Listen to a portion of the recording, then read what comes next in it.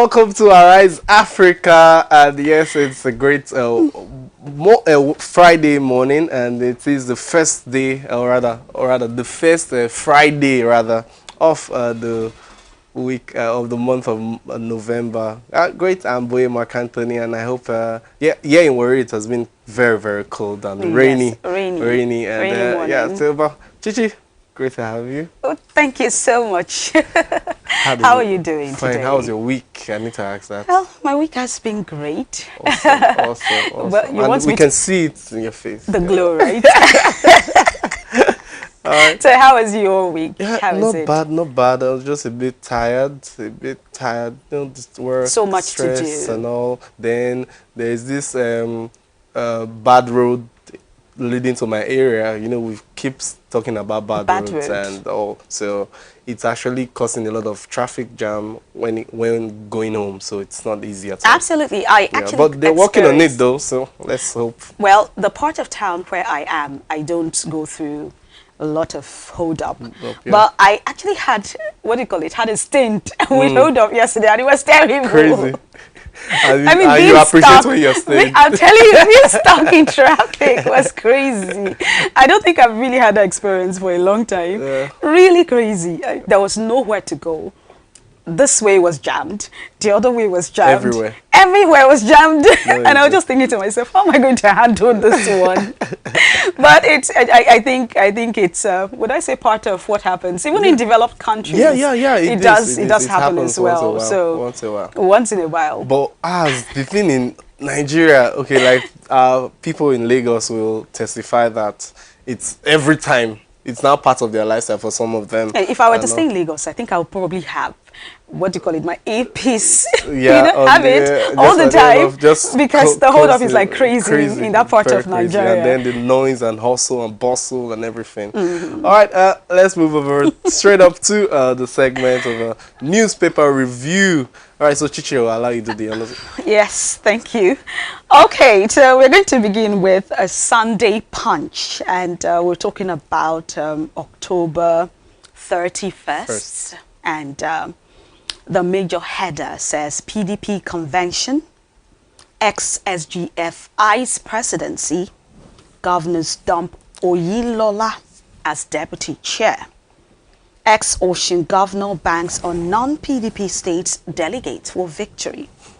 19 contestants elected unopposed in Abuja. It's not easy keeping party together, says Tambuwal. And that story is on page 3 of the Sunday Punch newspapers. And Buhari's setting agenda for Nigeria's division, Oshuntoku says, that's page 4. And I think that's something I missed that says why foreign investment has not recovered in Nigeria. That's according to World Bank countries director. Yeah. That's what he says. And that's Sunday Punch. We're still moving on. We've got Monday as well. Monday was the first day of November. They say the first day is always significant. And it's the Guardian newspaper. And the main editors, they say 150 days ban after ban. Nigerians await truce between federal government and Twitter. And that's the main editor there on the Guardian newspaper for Monday, November 2021. And then the writer there says suspension may be lifted this week. We've heard like this week for over how many weeks now? And then maybe there are modalities they're trying probably they're trying to work out things. And then only 1 out of 10 demands yet to be met. Wow, Twitter is trying. Then Twitter admits progress in discussion, awaits FG decision. And Twitter global users increase revenue jumps by 37% to 1.28 billion. And then SMEs, government, economy bleed as losses eat 370 billion naira. That's heavy. Experts appeal to government to consider usefulness of platform. Wow. I think then if you go down there, intrigues as PDP governors take firm charge of party. Wow. All right, I think that's all we can take for The Guardian for Monday. So Chichi will move over to... And there's this unfortunate story. I actually cried. I will not lie to you, watching it on TV and having to see all the people who lost their lives. Yeah, in this incident has actually caused me so much pain, indescribable. But I don't want to be, what's the word? I don't want to be biased and subjective, but we're humans. True. And when unfortunate incidents take place like this, that could be avoided. You want to, like, why? Because it's human being like you. I'm talking about, I'm sure you've guessed, the 21-story Koi building collapse. 4 dead, 3 rescued, and many trapped. The numbers have increased ever since then. And the story is on page 26 of the Nigerian Tribune, and it says, Sanwo-Olu orders probe as rescue workers intensify search for survivors. Owner of building feared killed. Building was meant to have serviced flats. That story is on page 26, and you can see the story of the building collapse right there, and rescuers being at work trying to rescue victims of the story building collapse. And it's really, really heartrending. It's very, very painful to see what happens in Nigeria, and you wonder, like, are there no regulations? There's someone said to me that the regulations that were put at the National Assembly, that there was a bill, that by the time they put it across, that we may not be able to build our houses because the regulations will be stringent. But all the same, it's really unfortunate that lives are lost. And you wonder, like, someone putting up such building. Yeah. Such building, is there no supervision? The thing is, when it comes to this building issue, especially in Lagos State, although it's everywhere, it's a Nigerian thing.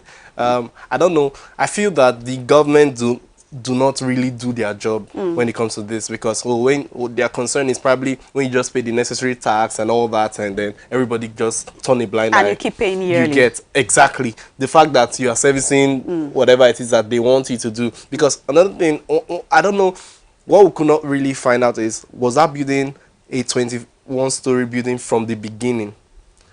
If it was, then okay, maybe this parts are worn out and all that. But then if it's the way we know a lot of Nigerian buildings are, you set up something for probably a 3-story building, and then because of no space, no land and all that, you lease somewhere increasing. And then you tell someone, okay, you can buy the space on top of me and all that, and then you keep building. The next person, if you find out that 21-story might be owned by 21 different persons, that's one funny thing that we get a lot of the time. I was just thinking to myself, Ikoyi is a highbrow area, yeah. Those flats are pretty expensive. Yeah. And you would have a lot of professionals there, a lot of human capital yeah, in there. That's what's hurting me really badly. But let's move on anyway. We have Masob insists Anambra election must hold. The story is on page 23 and 27, and they say that election not inimical to Biafra actualization. IPOB ESN responsible for arson destruction in Southeast, says Army. And you have other pretty interesting stories right there. Foreign exchange variation boosts CEO's salary amid companied poor performance. Okay, that's on business, and we move on to the next story. All right, that's Thursday. So we'll move over to This Day newspaper for yesterday, we should say. So for Wednesday rather, and it says Anambra poll capacity to mobilize voters despite security challenges may be the decider. How insecurity, IPOB threats may probably undercut chances of parties' candidates.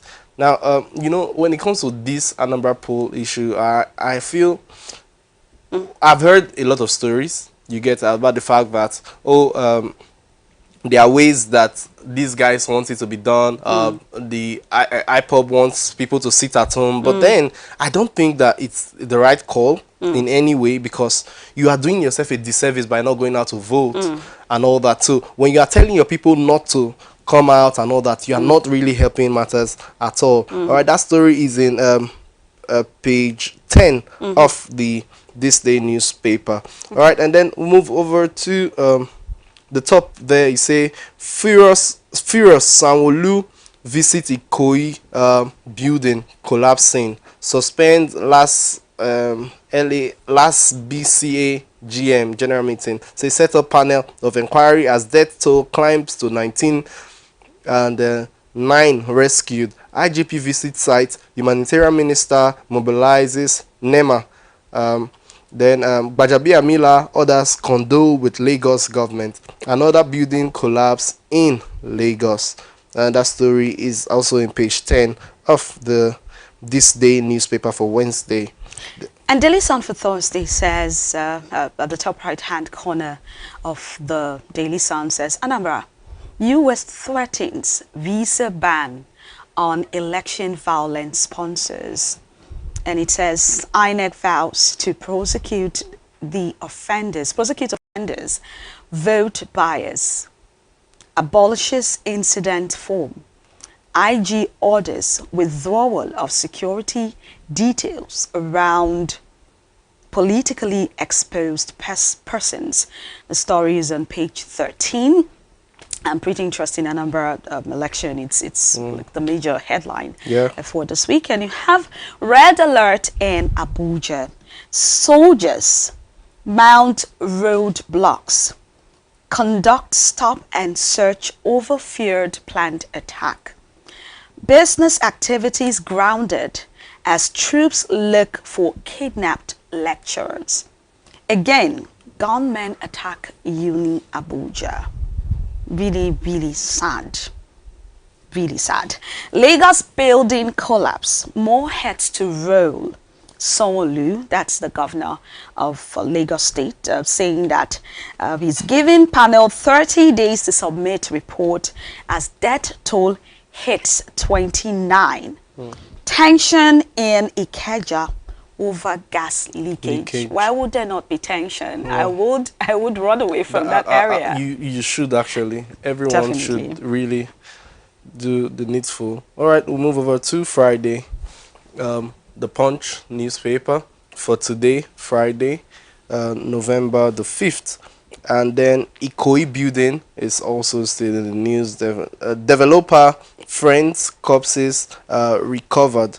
And then death toll hits 40. That's huge. And that story is in page 4 and 5 of the Punch newspaper. Families lament delay in identifying corpses and conflicting casualty figures. Sanwo-Olu declares 3-day mourning, cancels official engagement. All right, and then down there you see a picture of certain, let's say, I think they are the Peace Council Elders Forum or something. Soludo Uba Uzigbo, others sign accord. IPOP Council sits at home. That story is in page 3. I think this is actually a good one, if really it's true. And then at the top of the paper, then you see FG Telecoms firms disagree over proposed cost of 5G spectrum. That story is in page 18 of the Punch. Okay, moving on quickly. The Guardian says IPOP Council sit at home, asks Anambarians to vote tomorrow. Okay, that's it says that security concerns heighten as gunmen kill 6 policemen. 48 hours to election. Southeast governors, criminals using IPOB's name to kill innocent governorship, or rather innocent citizens. Governorship candidates sign peace agreement. IGP orders restriction of vehicular movement. CDD warns security agencies against violation of voters' rights. Bianca writes late husband Ojukwu asks him to hold Obiano responsible if Afga fails to win. I think that's all I can take. But that story is actually on page 1 and continues on page 8 of The Guardian. The Guardian. All right. Okay, we'll move over to Nigerian Tribune for today, and then the same thing that has been probably actually in all papers today. Anambra poll and IPOB cancel sit-at-home order. Uba Ozigbo Soludo order sign peace accord, and IGP restricts vehicular movement. That story is in page 3 of the Nigerian Tribune. All right, then Oyo APC crisis. Stakeholders get 1 week to harmonize position. That story is in page 28. And then under that you see protests as policemen allegedly stabbed tricyclists to death over bribe in Lagos. That story is in page 27 of the Nigerian Tribune. I think this is probably the last paper for this segment, and that's the This Day newspapers. And it says that Abdul Salami, party's candidates must accept outcome of Anambra poll once credible, free. Says INEC has guaranteed transparent election. 18 governorship hopefuls sign peace accord. All is set for tomorrow, declares electoral body. IPOB suspends stay-at-home order. PDP reiterates call for Kanu's release. Chidoka, Abaribe, Madi, others call for peaceful exercise. NBC warns against inciting broadcasts.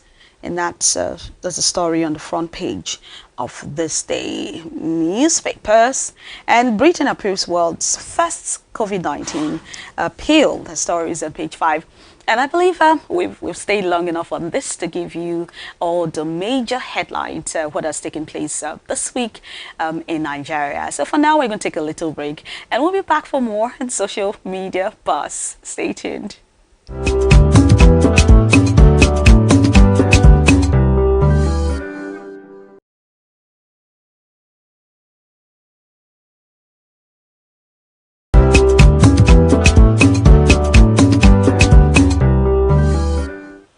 All right, welcome back. It's still Arise Africa if you're just joining us. And yeah, you missed the newspaper review segment. But nevertheless, we are now on the vector street, like Chichi likes to call it.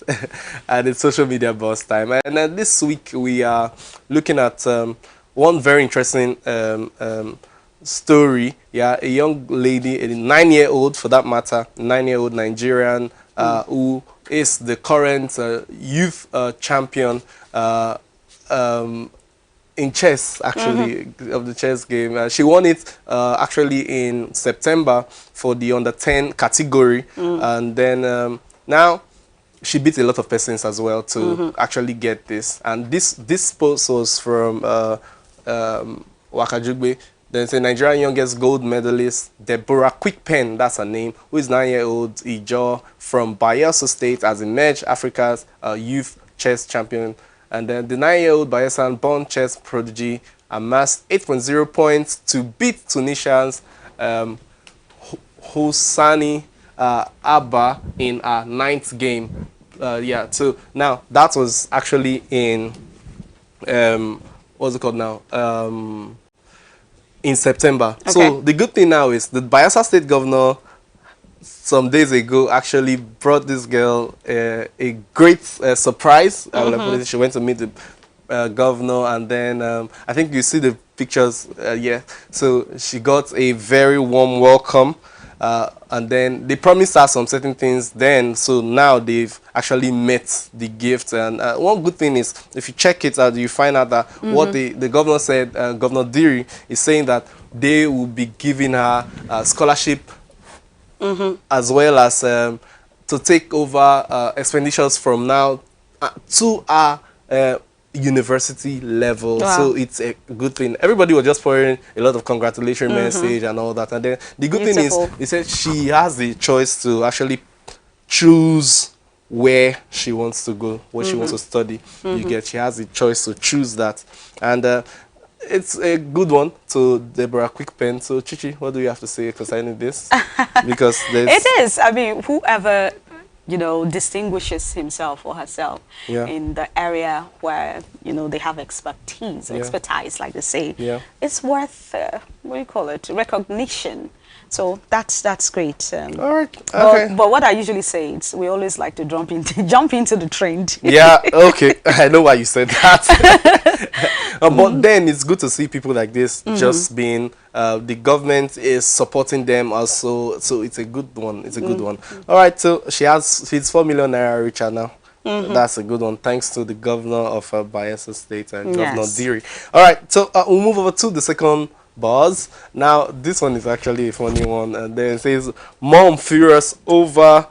after an act of kindness went unreciprocated by another mom. All right, so this is the story. So the lady came on Twitter or so, or Instagram, Yes. to post, and then it says, a child exchanged my daughter's lunch. That's on Motara Arise Nation. It says, a child exchanged my daughter's lunch box unknowingly. I saw it when we got home yesterday, so I washed the food flask and water jar, took it to school to get back ours, only for me to get home and found out that the parent of the child left my daughter's food flask unwashed since yesterday. I know many of you will feel it's okay, but right now I am pained because I will never do such. But we are in a era of no act of kindness, a generation where a little act of kindness is seen as entitlement. It's unfair and I am pained, but it is well. So actually, when we saw this, it was just so funny. But then I was like, okay, because of what we'll be talking about today, and then because of this lady, this young girl that we also just celebrated not quite long, so I said, okay, let's just look towards this direction of, since kids are actually involved. So, but then the true story is, how do people... I think a lot of us have really lost it when it comes to cleaning, and aside cleaning too, there's so much that we have to learn.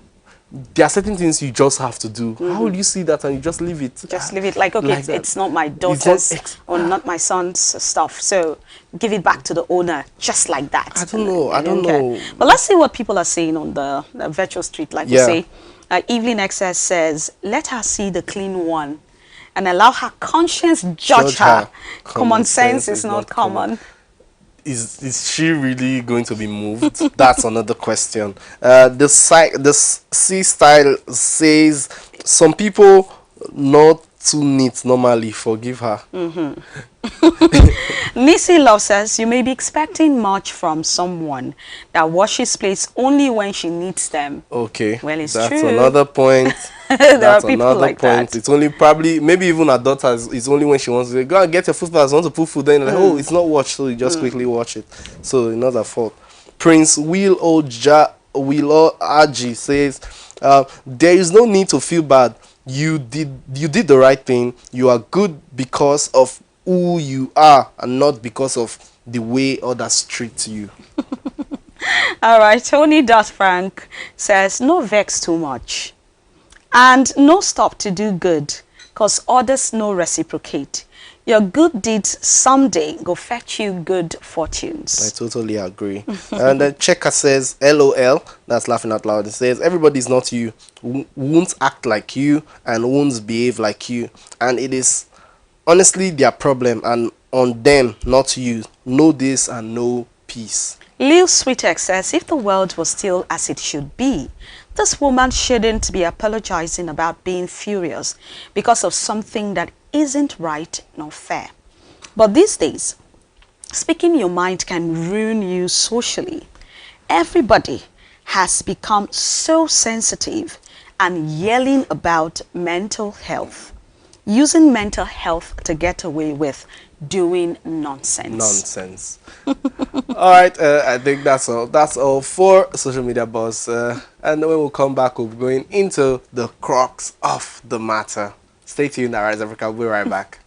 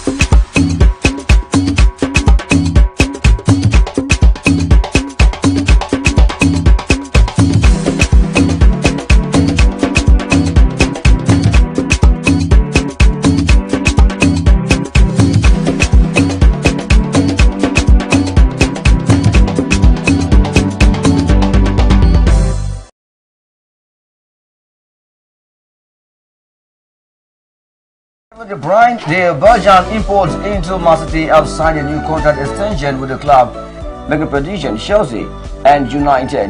It's Arsenal this weekend and Liverpool. Zinedine Zidane knows that this is not the best time to talk about Salah. Liverpool have a very important game to play against Real Madrid. Let him go to Barcelona.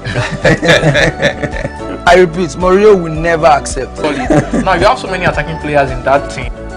ABN Sports, showing live Tuesdays and Thursdays, 11 a.m. West African time on the African Broadcasting Network, ABN.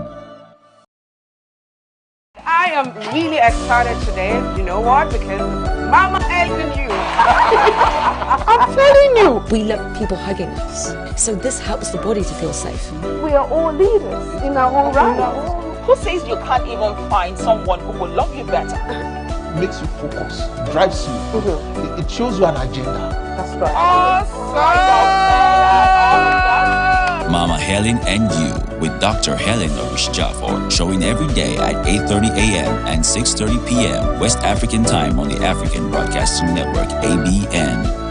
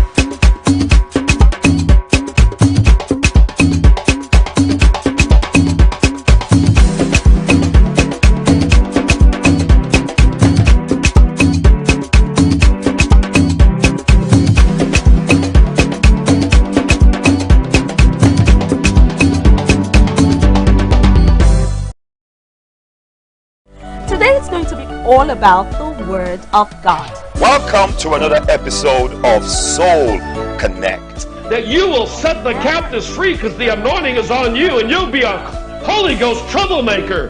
Because when you hear something and you say something and you'll do something, you'll receive something. God can transition you to a place of influence and impact by the power of the Holy Spirit.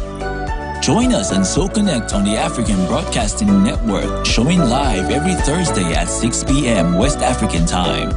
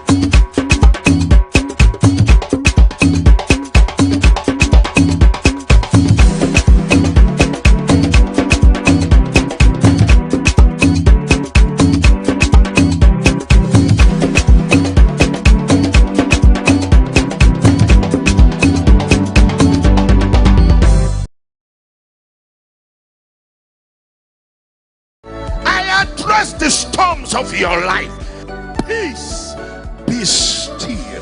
Whatsoever is dead in your life tonight, God will revive it. I said to the spirit behind it, enough is enough. Experience the raw power of God, the hour of deliverance with Papa Ayo and Mama Helen Jaffor, showing every day at these times on the African Broadcasting Network, ABN.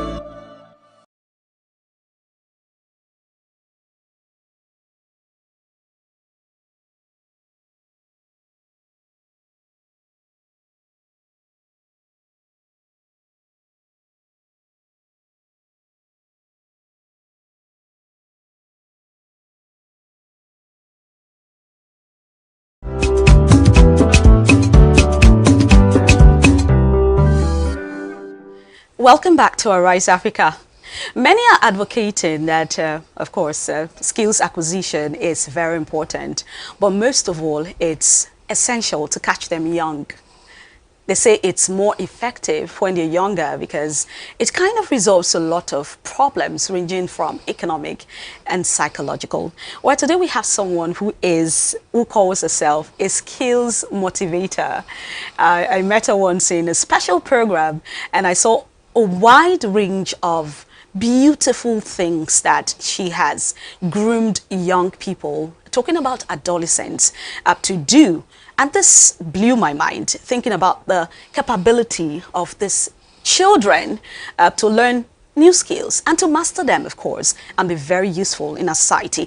So today we're going to talk about a very important topic, engaging adolescents in skills acquisition.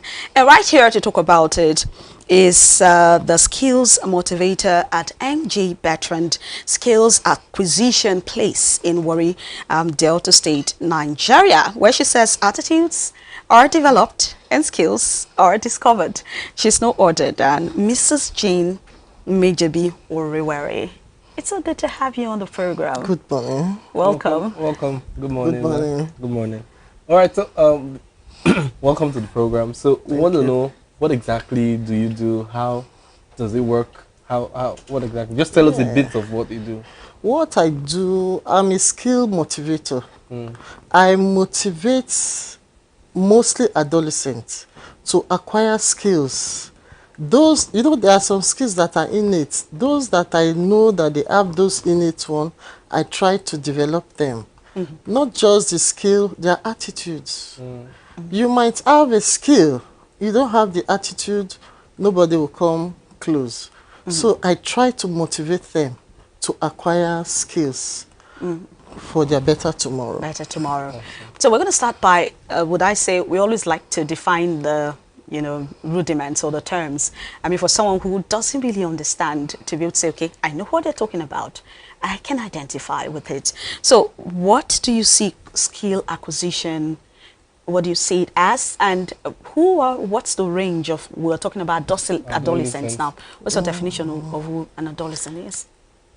Before, skill is when you acquire learning in special abilities in any profession. Okay. Because when we say skill can be, you can be a medical doctor and you are a surgeon. You have the skill. Okay. Somebody's performing an operation for 1 hour and you can do it in 10 minutes. Okay, so skill acquisition skill acquisition is when you acquire this special ability. You become proficient in what you are doing. That is skill acquisition. Then coming to where I fall into skill acquisition amongst adolescents. Who are adolescents? These are the people that are in this age of confusion, 10 to 19. That's what UN says.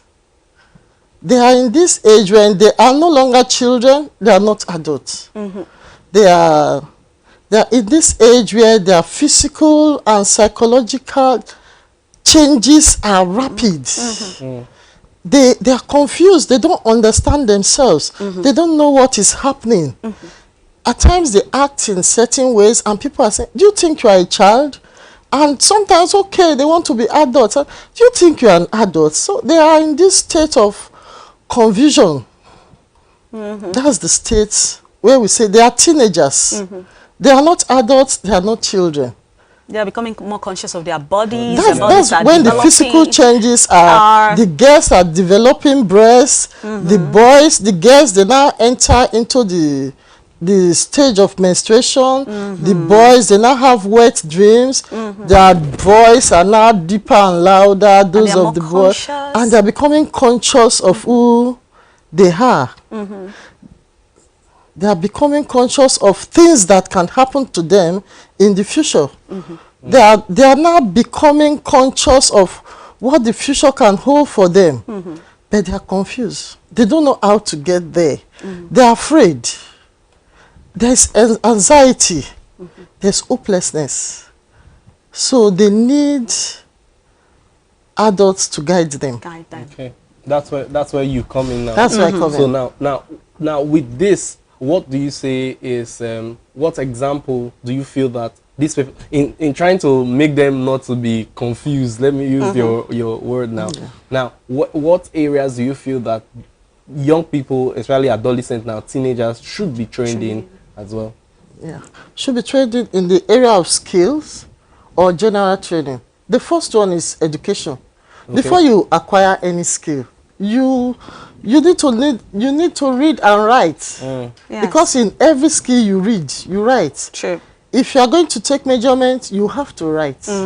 You still have to write that measurement you are taking. So the first thing is to encourage them to go to school, to read and write.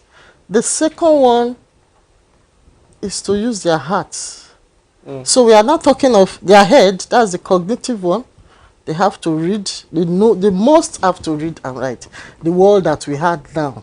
If you can't read and write, that means you have no place. So we must encourage them. That's one thing I tell them. Once you can read and write, you have scaled the first stage. The second one now is to use your heart. That's your skill. In what sense? Your heart. What is your mind telling you? Am I good in the theaters? Am I good with my hands? Am I good at talking? Am I good at cooking? Am I good with the computers? Then we now come to the last stage. What can I use these hands? Okay, my mind is telling me I can work with computers. My mind is telling me I can be good in baking. You now use your hands. So what we are talking about now is your head, your heart, and your hands. Okay. Yeah. So what are the wide, I think the question is probably like, what are some specifics on it? What are the range of skills, for example, that you offer, that you give to the children? Why did you choose them? And the range of skills that I give to them, you know, learning, we take it from simple to complex. Okay. I cannot just bring a child and say, you begin to produce shoes. Okay. But you do produce shoes? Yes, we do. We are shoemakers. I've seen your shoes. What I'm wearing was produced by bring one by for me today. By one of the children. I don't wear anything outside our production again. I don't wear anything outside our production to encourage them. Made by kids. Yes. They are made by kids. Kids. I even have an 8 years old with me. She's playing and she's learning. Okay. So they are not too young to learn. I saw cakes as well.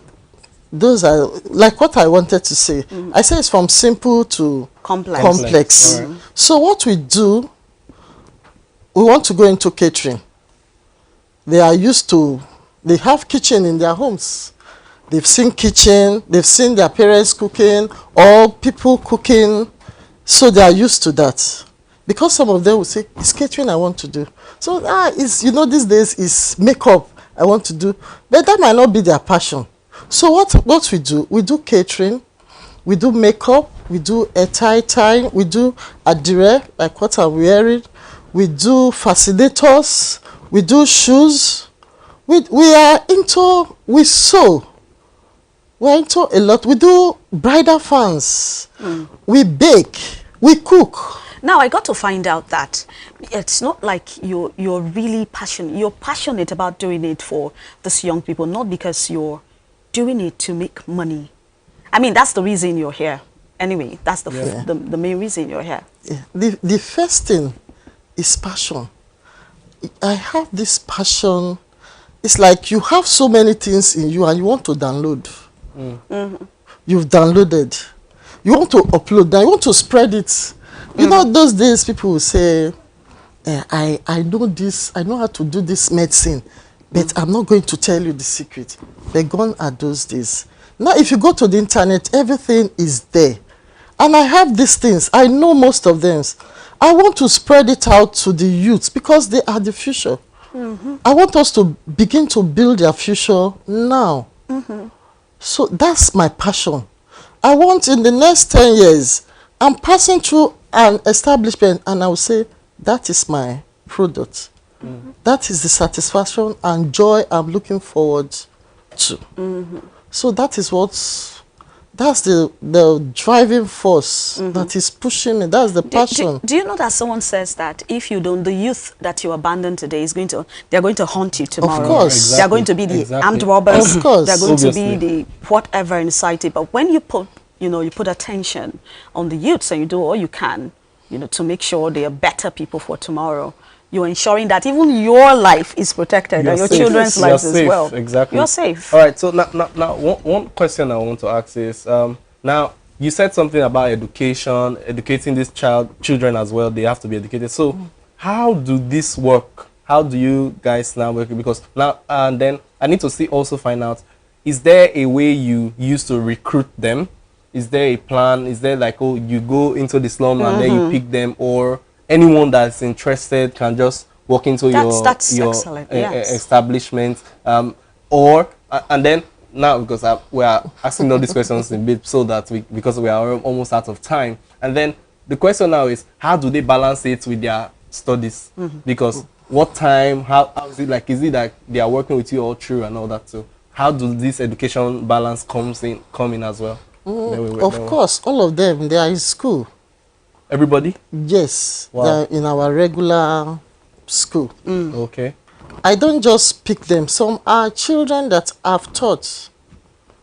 I know what they can do. Okay. And I know they don't have the money to go and acquire skills. And I know if they acquire skills, they can pass it on to other children like themselves. Okay.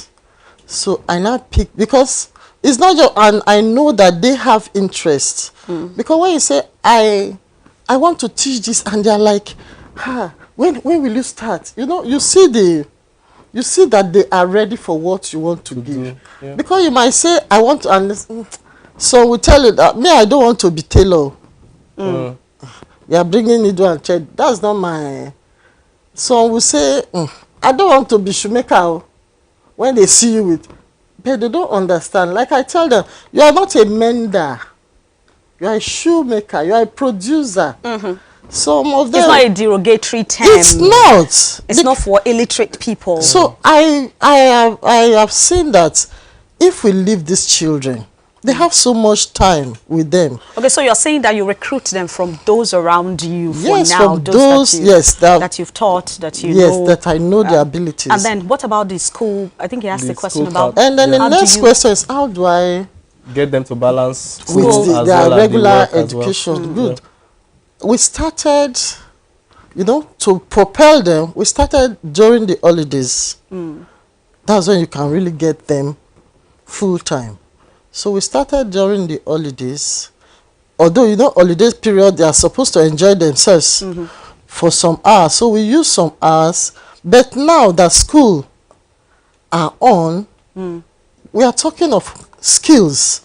If you know how to sew, and you don't sew in the next 3 months, I bet you, when you are coming back, it will seem as if you are coming to learn all over again. And I don't want it to be such. So I give them 2 hours every day. Okay.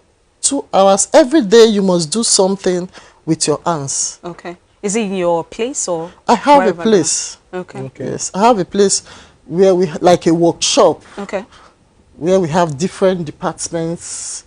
We do different skills where we learn and they acquire. I already know that they are good in this area. I try to build on that one for them. For them to become proficient in that skill.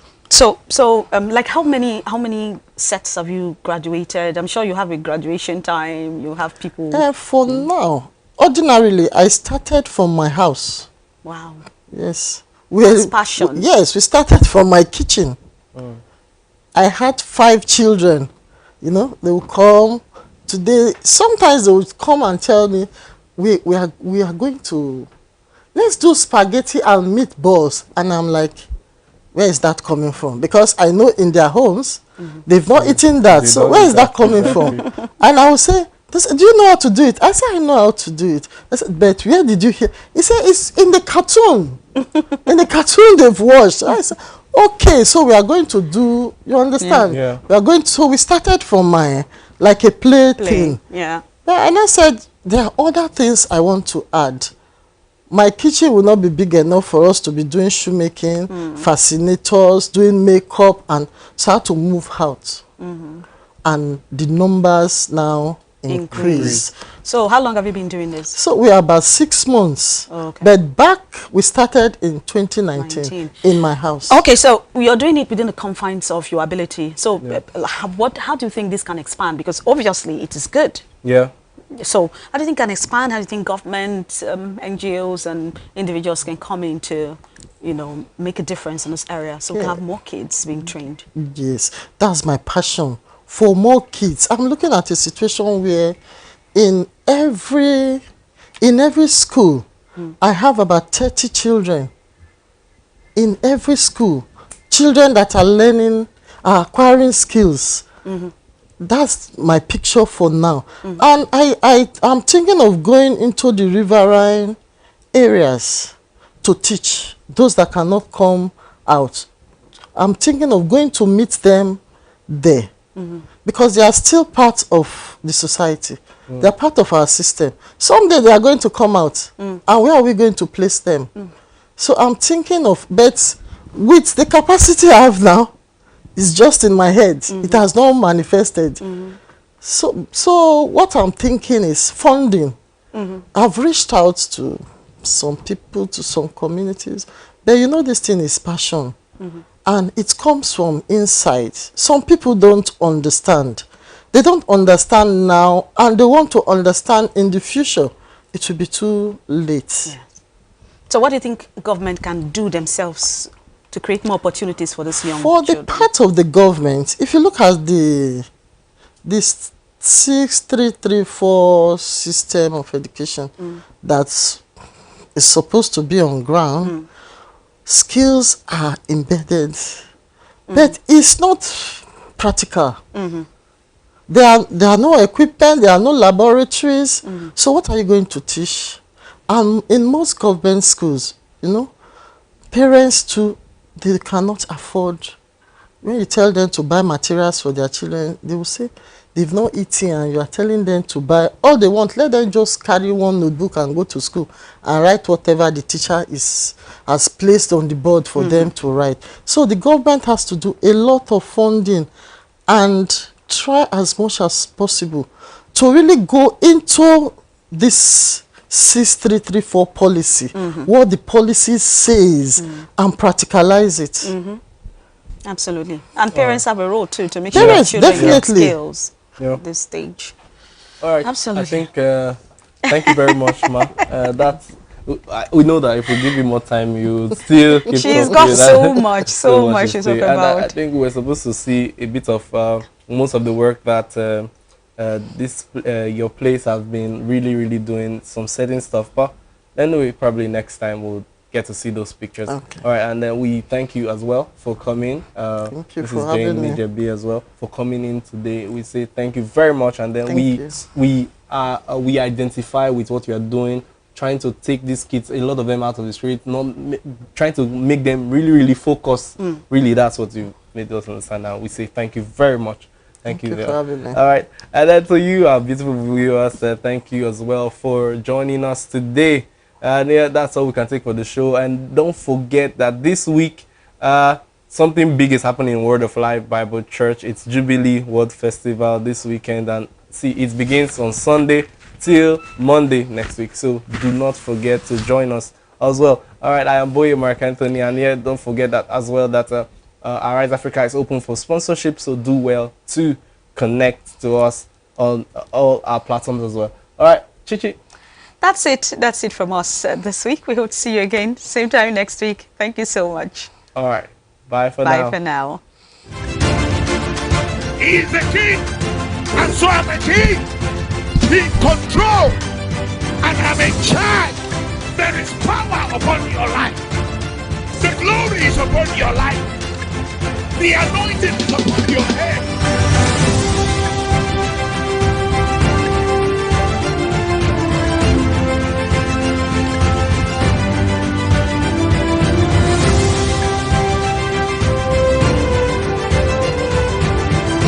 I stand on the word of God that is settled in heaven and is settled on earth.